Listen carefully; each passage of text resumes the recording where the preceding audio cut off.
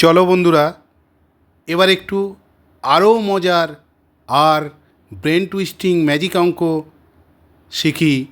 Magic অঙ্ক 1 2 3 4 5 6 7 9 এর জাদু।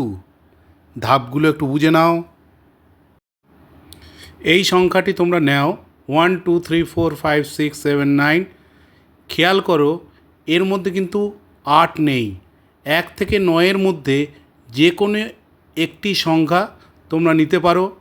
ধরো আমি 7 নিলাম, সেই সংখ্যাটিকে 9 দিয়ে গুণ করো।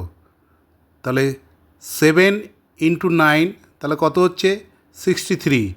9 দিয়ে কেন গুণ করতে বললাম?